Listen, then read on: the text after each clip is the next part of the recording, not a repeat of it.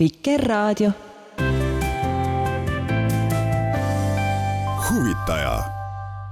Tere, head kuulajad, ja tänane Huvitaja saade on pühendatud tantsule, täpsemalt idamaistele tantsudele, kuidas neid tantsitakse, kes tantsivad, mismoodi neid eristada, millised on nende tantsude võlud ja valud. Miks me sellest räägime? Sest tulekul on juba 13. rahvusvaheline idamaise tantsufestival. Seda siin Tallinna lähedal Rae kultuurikeskuses, mida korraldab siis Eesti idamaise tantsukoda. Nii et kui mõelda, kui palju võib olla selliseid Põhjamaa naisi, keda peetakse väga soliidseteks, elegantseteks, rahulikeks, kes ei tee liigseid puusa ega õlaliigutusi, siis on päris põnev saada tuttavaks selle maailmaga, mis siis avaneb sel nädalavahetusel ja salaeluga, kus siis naised käivad aeg-ajalt treeningutel ja tantsimas. Nii et idamaistest tantsudest täna ja saates on külas tantsuõpetajad Sandra Vokk ja Kirsi-Mari Lepik. Tänane vanasõna kõlab aga sedasi. Anna pill hullu kätte, hull ajab pilli lõhki ja kommenteerib seda folklorist Piret Voolaid. Niisugused on teemad täna, minu nimi Krista Taim ja algatuseks valisin ühe sellise loo, mis on just see, mis võiks juhatada meie tänase teema sisse. Lõunamaa öö ja Airi Oemets.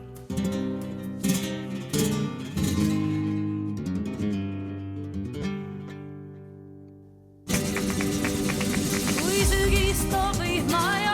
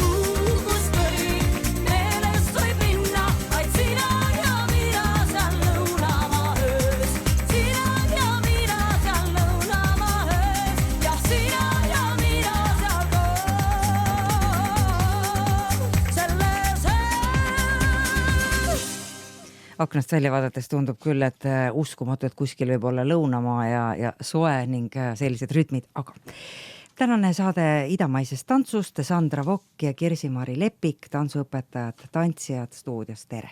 Tere! Ma alustaks teist mõlemast kõigepealt selles mõttes, et tahaks tuttavaks saada, et millal te alustasite idamaiste tantsudega, Sandra? Alustame sinust. see oli aasta 2003 ja ma mäletan seda väga eredalt. Ma olin siis keskkooli õpilane ja sõbrannadega oli meil üks selline mõnus kohvik vanalinnas, kuhu me pärast tunde alati istuma läksime. Ja siis ükskord ma kuulsin seal taustamuusikat, mis oli mingisugune selline täiesti teistsugune harjumatu eksootiline muusika ja ma läksin küsisin kohviku ettekandja käest, et vabandust, mis see teil siin täpselt mängib, et see on nii eriline muusika. Ja ega tema ka ei teadnud, ta vaatas plaadi pealt, siis ju oli, eks ole, plaadid ja oli mingisugune araabia muusika. Ja mina hakkasin siis uurima, otsima internetist juurde araabia muusikat ja nii see saigi alguses, et kõigepealt võlus mind see muusika ja muusika kaudu mul tekkisid sellised kujutluspildid sellest, kuidas ma liigun ja kuidas ma tantsin selle muusika järgi. Väga konkreetne erepilt, kuidas ma olen punases kostüümis kuskil templis Egiptuses ja tantsin suurele hulgale rahvale. Ja siis see viis meid kõhutantsuni, pilleroosi tundi ja möödus kuskil mõned aastad, kui ma olingi punases kostüümis, kusjuures Egiptuses suure publiku ees siis suurel festivali laval. Nii et visioon täitus lõpuks. No väga põnev oleks ka teada, et kus sa seda õppisid. Kas tõesti siis ainult kodus ise või olid sul ka lisaks Pille-Roosile veel õpetajad ka, ütleme, Egiptusest koha pealt? Kuna Pille-Roosi on tegelikult selle sama rahvusvahelise idamaise tantsufestivali algataja ja kui tema üldse esimese õpetajana Eestis kõhutantsu hakkas õpetama, siis ta paralleelselt hakkas korraldama ka seda festivali ja festivalile tuli ju välismaalt väga palju huvitavaid ja prestiižseid õpetajaid, mitte ainult Euroopast, aga ka just Egiptusest ja teistest idamaa riikidest, nii et need õpetajad muidugi mõjutasid ka minu arengut. Niimoodi, Kirsi-Mari, kuidas on sinuga lood, sest ma tean, et sa oled õppinud klassikalist tantsu ja nüüd siis idamaa seal. Mismoodi? Mis see võlus? No täpselt nii. Minu tantsutee saigi tegelikult alguse sellises tavalises lastetantsutrennis. Kui see stuudio kinni pandi, siis kuna mu ema on alati väga paelunud India filmid ja 80-ndatel ta käis sama filmi umbes 5 korda kinos vaatamas, siis kui esimene stuudio kinni pandi, siis otsisimegi mulle uut tantsutrenni ja see oli siis nüüdseks 14 aastat tagasi, kui mina olin 9-aastane veel, siis mina sattusin kõhutantsutundidesse, kus kõik teised naised olid täiskasvanud. Ja sina olid 9? Ja mina olin 9. Ja ma siiamaani mõtlen, et ma ei tea, kuidas ma sinna jäin, aga ju siis oli õige asi. Ja sealt mina alustasingi trenne siis Liina Remmelga tundides, kes siis oli olnud Pille-Roosi õpilane ja ma olen ise ka Pille-Roosi käe all õppinud. Ja siis peale seda see armastus tantsu vastu ainult kasvas ja niimoodi ma lõpuks sattusingi Tallinna Ülikooli, kust mul on siis nüüd koreograafia magistrikraad. Ehk siis teen ka igasuguseid muid tantse. Siit ongi hea edasi minna, et mille poolest erinevad idamaa tantsud klassikalisest tantsust või mis on neil nagu see ühisosa, kas keerukus või võiks öelda, et idamaa tantsud, need on lihtne, lihtsalt teed tšah natukene ja küll riided ja kulinad teevad ülejäänud töö ära. No eks need riided ja kulinad ole nagu see üks vau-faktor ja üks asi, mis inimesi selle poole kindlasti tõmbab ja huvi äratab.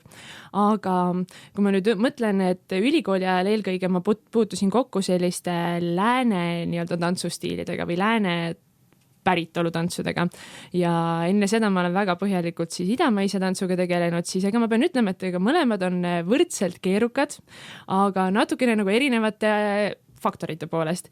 Et idamaise tantsu puhul võib-olla ongi just see puusade liikumine on see, mis seda kõige rohkem iseloomustab, aga samas ka väga palju keha isolatsiooni. Et sa saadki teha puusadega võib-olla midagi väga voolavat, samal ajal õlad näiteks teevad väristust, et just kuidagi see liigutuste kombineerimine ja üksteise külge ja peale asetamine ja samamoodi see idamaise tantsu musikaalsus, mis on kohati hästi erinev sellele, kuidas me läänelikes tantsustiilides muusikasse suhtume, et idamaise tantsu juures on väga-väga-väga oluline just see, et sa väljendadki liikumisega seda muusikat, mille järgi sa tantsid ja sa räägidki läbi oma keha seda lugu, mida see muusika samuti räägib. Et see muusika ja tantsu koostöö on kuidagi veel tugevam minu arvates kui läänelikes tantsustiilides. Kui palju on idamaades tantsustiile? Kui meil, ütleme, lääne pool ballett, siis moderntants, kindlasti veel hip-hopid ja kõik need ka, ma ei ole küll tantsu väga kodus, aga ma niimoodi umbes jaotaksin need. Siis kui palju idamaades on? Kõhutants ja Idamaad on ju muidugi nimetusena väga ujuv mõiste, et see, kuidas see mõiste üldse tekkis, see on omaette pikk lugu, aga kui me räägime idamaisest tantsust, siis see on otsetõlge araabiakeelsest nimetusest raqs sharqi ehk siis tants idast. Ja selle nimetusega tegelikult tähistatakse konkreetselt niisugust kõhutantsu vormi, mis kujuneski Egiptuse filmitööstuse kuldajal kuskil seal 40-ndatel, 50-ndatel, 60-ndatel aastatel, kui olid populaarsed niisugused filmid, kus näidati ka kõhutantsijaid niisuguses tüüpilises kaheosalises kostüümis, palju sära, palju kulda, karda ja sellel ajal oli ka kõhutants Egiptuses üldiselt väga populaarne.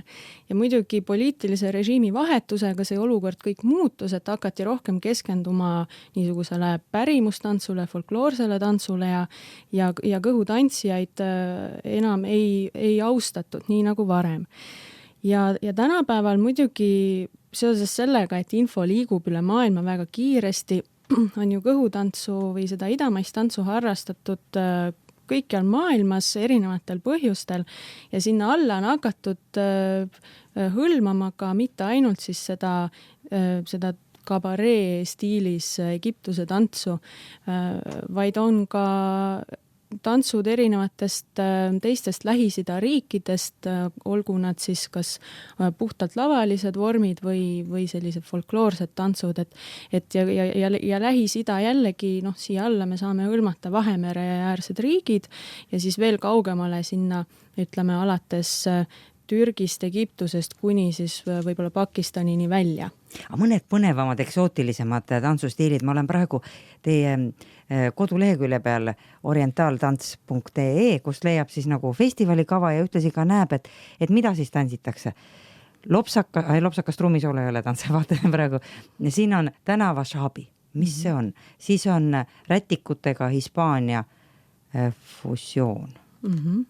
Jah, siin on meil programmis on erinevatest piirkondadest, erinevatest riikidest täitsa, et nimetatud see tänava šaabi on Egiptuse niisugune peomuusika ja ütleme, pidude tants. Mida tantsivad inimesed siis, kes ei ole tantsijad?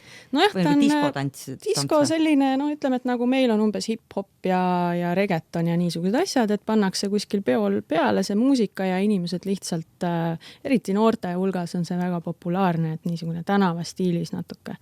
Aga on ka siin näiteks Iraagist Raksal ka oli, see on selline Iraagi mustlas tants.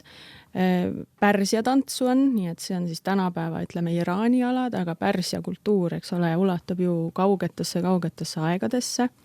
Siis on meil veel tango, mida Kirsi-Mari õpetab. Täpselt, et lisaks nendele nii-öelda klassikalistele idamaa tantsudele aina rohkem tahetakse ka midagi uut ja huvitavat ja seega segataksegi omavahel erinevaid stiile, et ongi, et mina õpetan näiteks festivalil Oriental Tango, kus on siis natukene Argentiina tangot segatud tegelikult puhta kõhutantsuga ning näiteks seesama...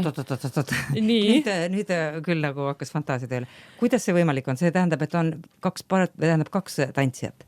Ei ole, lihtsalt sellise Argentiina paaris tantsu tango mõned elemendid ja sammud proovime me siis siduda just nendele idamaistele tantsudele ja omase puusade liikumise ja väristustega ja mis sellest kokku tuleb, siis seda peab tulema juba ise vaatama.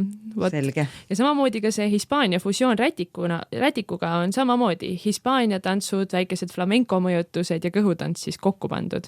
Et selles mõttes, et aina rohkem lisatakse uusi huvitavaid asju, et oleks ikka põnev.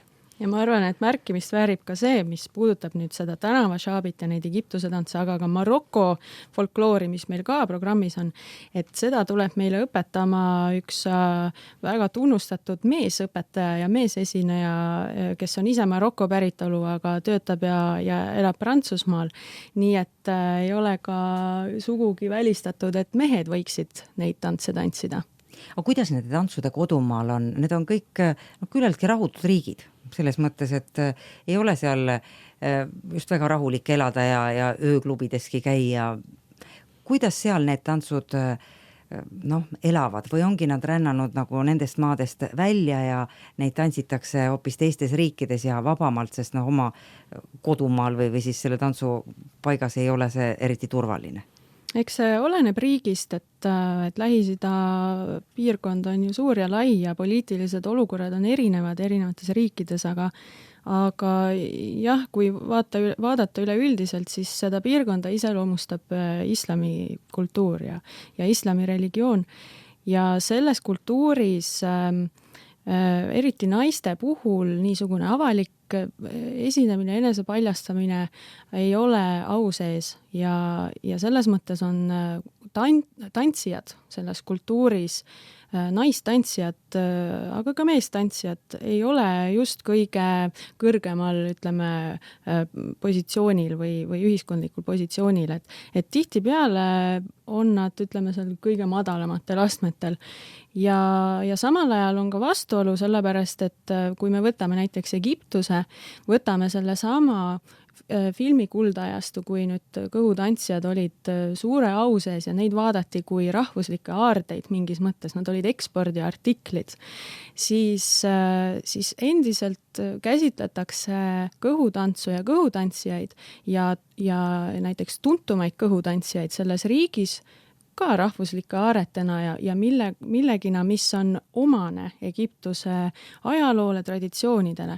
Aga silmakirjalikuks teeb selle just see, et vot need tantsijad on suurepärased, aga minu tütar ei tohi seda teha. Sa oled sellega kokku puutunud, sa oled Egiptuses tantsinud. Oled nende kohalike tantsijatega rääkinud, et kuidas neisse suhtutakse või kas seal üldse on kohalikke tantsijaid, võib-olla kõik on väljast tulnud? Väga vähe.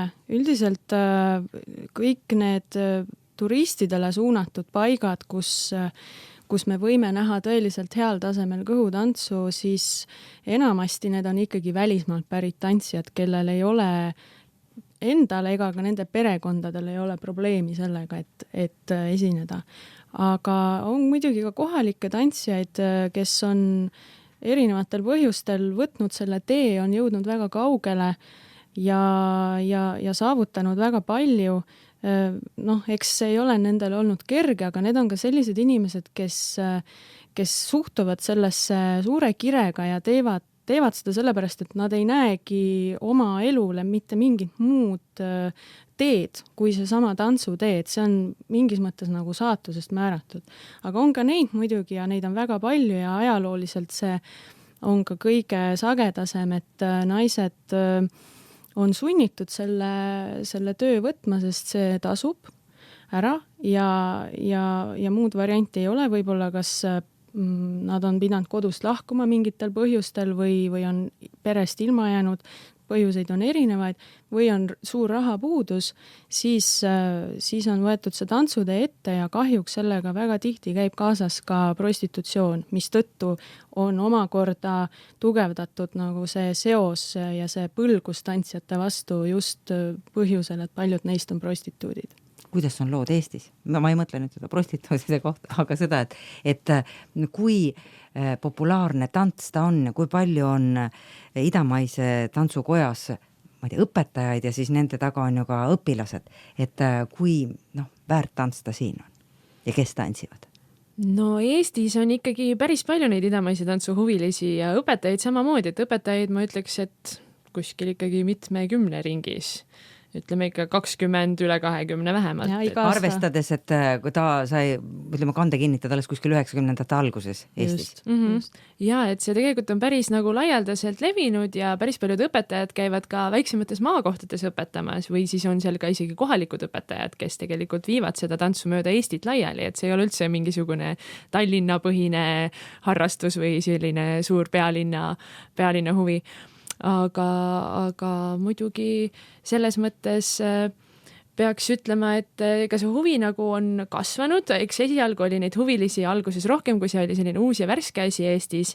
Vahepeal nagu on natukene alla läinud, et siis on lihtsalt nii palju uusi huvitavaid stiile ja asju ja harrastusi peale tulnud, aga minule tundub jällegi, et praegu on Eesti kõhutantsu nagu harrastusena nagu mingisugune uus tõus tekkimas, et enda tunde vaadates ja enda õpilasi jälgides. Ja seda võib isegi märgata paralleelselt ka Egiptuses, kus ja teistes Lähis-Ida riikides, kus vahepeal oli nagu mõõnaaeg ja selline kõik muu oli kõik uus ja populaarne oli moes, aga nüüd tuleb jälle niisugune nagu pöördumine tagasi kuskile vanade traditsioonide poole, nii siin kui seal.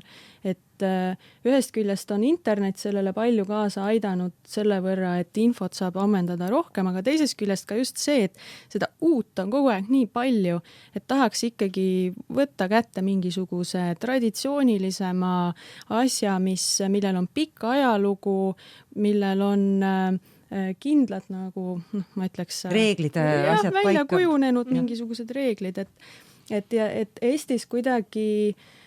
Ma ei oskagi öelda, see on Soomes samamoodi, et kuidagi Eesti ja Soome naistele see tants sobib väga hästi, et Eesti ja Soome naistel on kuidagi selle egiptusliku kõhutantsu väljendusrikkusega väga, väga lihtne side saavutada, sest see tants tegelikult olenemata sellest, et see väljaspoolt võib niimoodi tunduda, et nõuab nagu hullu pingutust ja hullu tehnilist sellist sooritust, siis tegelikult see võtmesõna seal on selles, et sa teed minimaalse pingutusega, annad nagu maksimaalse sõnumi või maksimaalse efekti.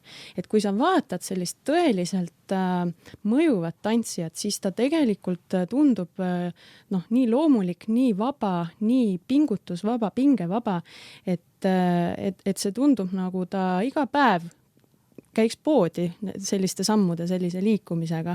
Aga eestlastel, ma arvan, et kõnetabki see, et ei ole vaja, eks ole, teha suurt akrobaatikat ja silda visata, vaid et natukene liigutad puusa 2 sentimeetrit siia-sinna ja juba on sellel asjal efekt. Aga teeme proovi selles mõttes, et kuuleme muusikat, vaatame, kas hakkab mõte peas tööle ja milliseid emotsioone, tundeid ta tekitab. Ja siis ma paluks teil see muusika lahti seletada selles mõttes, et kuidas siis selle järgi tantsida. Aga paar sõna ette, Sandra, kes see nüüd laulab ja mis muusikapala see on, mida sa kaasa võtsid? See on väga tuntud klassikaline Egiptuse muusika Kairo orkestri esituses, selle pealkiri on Zina ja see on mingis mõttes sümboolseks ka sellele kuldajastule, kõhutantsu kuldajastule.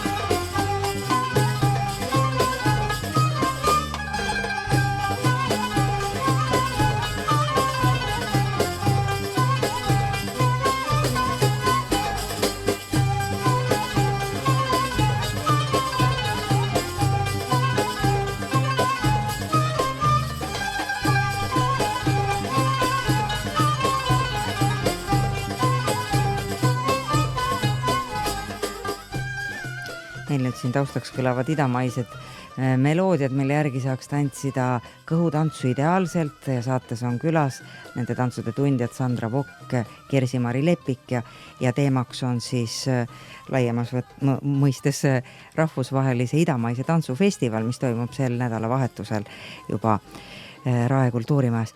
Sandra, kui me nüüd seda kuuleme, seda muusikat, mismoodi selle järgi tantsida? Või mida see lugu räägib, kuidas ta peaks panema inimese liikuma? Esimene samm on kindlasti kuulata muusikat ja tunnetada, mida muusika tahab ütelda.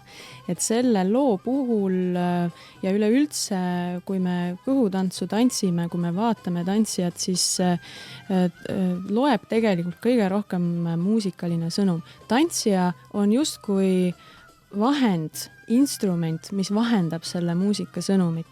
Ja kui me räägime idamaisest tantsust või tantsijast endast, siis tema on justkui tõlgendaja, nagu interpreet sellele muusikale.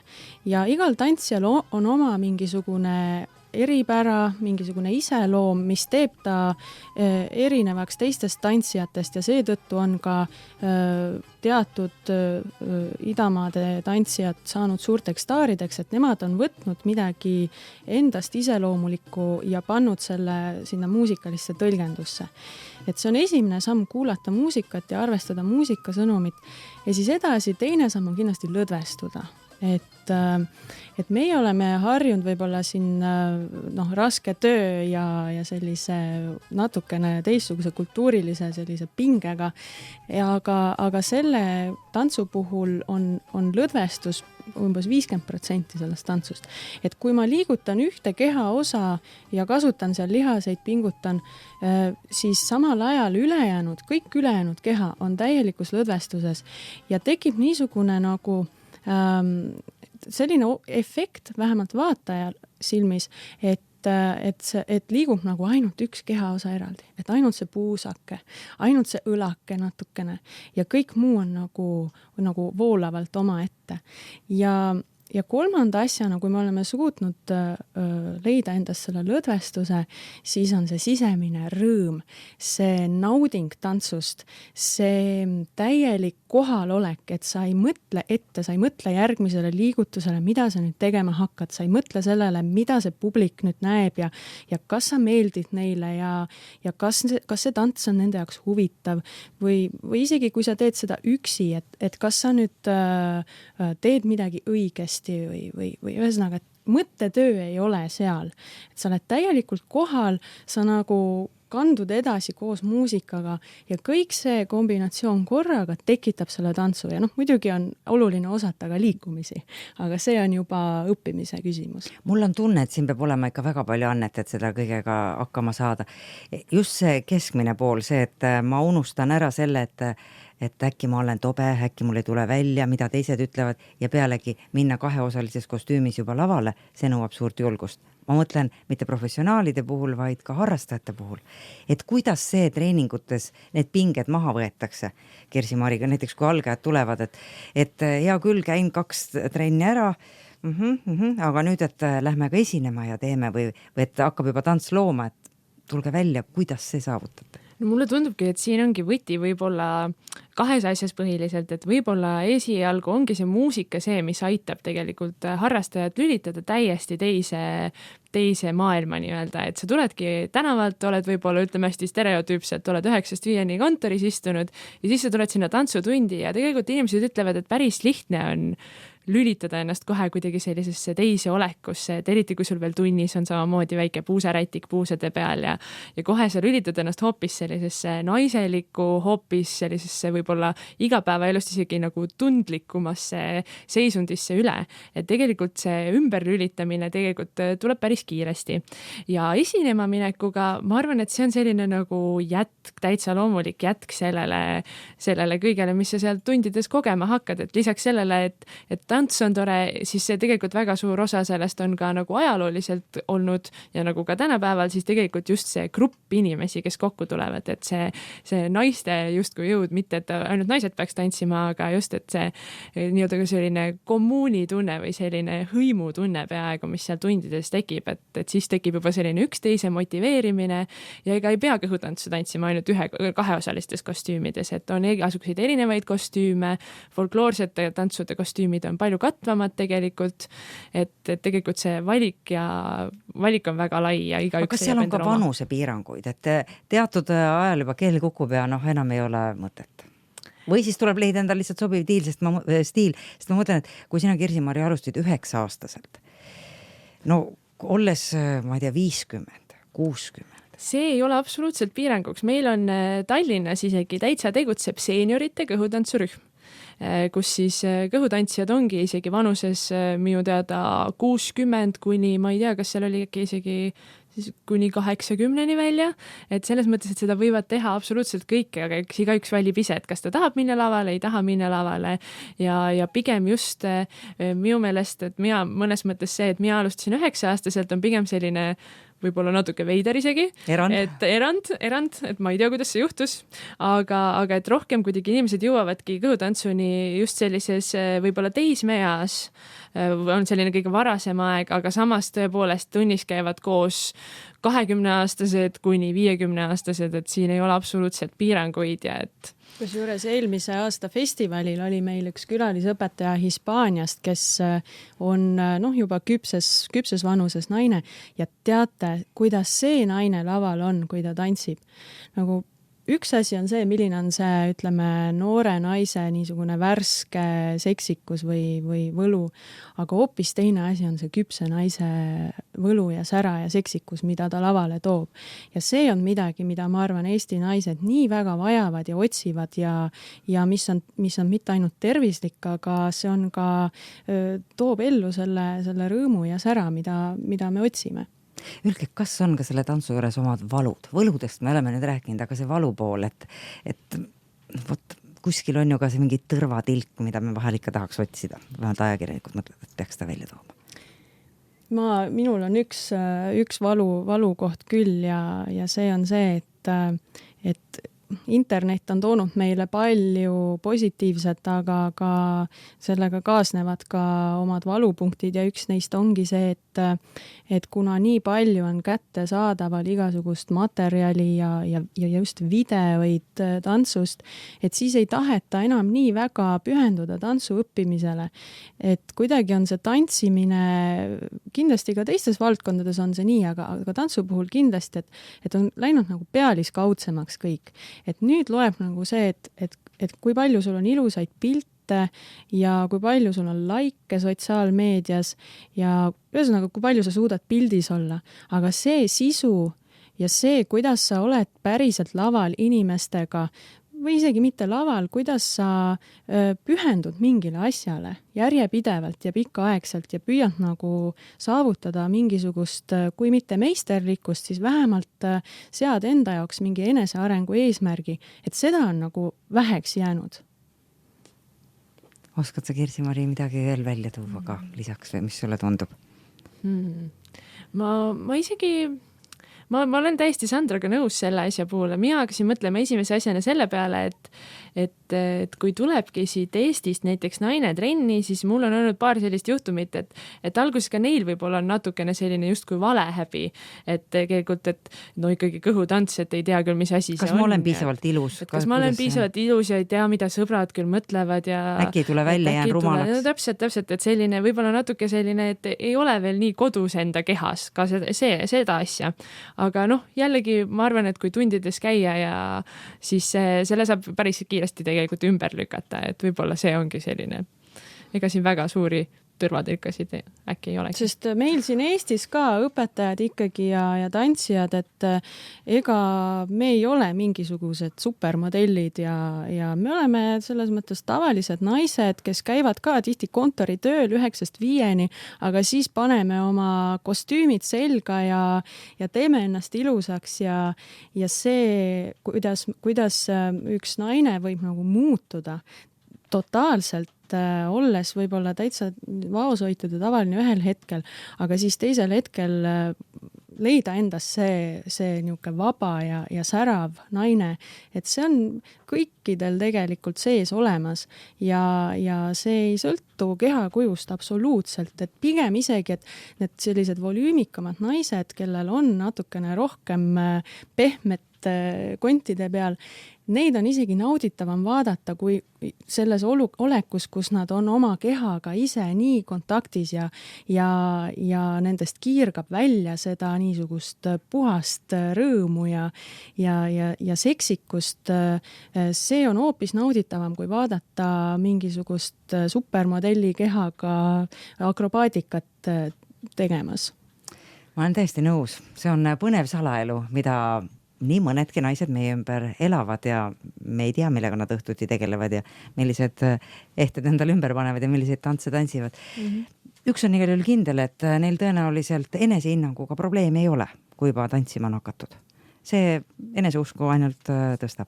Ainult kasvab ja see kandub ka edasi, et see on selle asja teine positiivne pool, et see on nii inspireeriv. Kui juba ainult üks naine leiab endas selle rahulolu, selle rõõmu, siis see levib ja inspireerib, innustab teisi ka. Te olete nagu terapeudid kaasaegsed, pole midagi öelda. Mingis mõttes küll. Ja, aitäh saatesse tulemast, Sandra Vokk, aitäh Kirsi-Mari Lepik ja kellel on huvi, siis sel nädalavahetusel on Eesti Idamaise Tantsukoja poolt siis korraldatud juba 13. rahvusvahelise idamaise tantsufestival, kus siis näeb erinevaid stiile. Kui hakkab mõni meeldima, miks mitte ise hakata harrastama ja tuua natukene vaheldust sügispäevadesse või talveõhtutesse. Me jätkame siit nüüd muusikaga ja õige varsti on aeg vanasõna käes. Täna räägib Piret Voolaid meile ühest vanast sõnast, mis tegelikult peab päris palju paika ka praegusel ajal.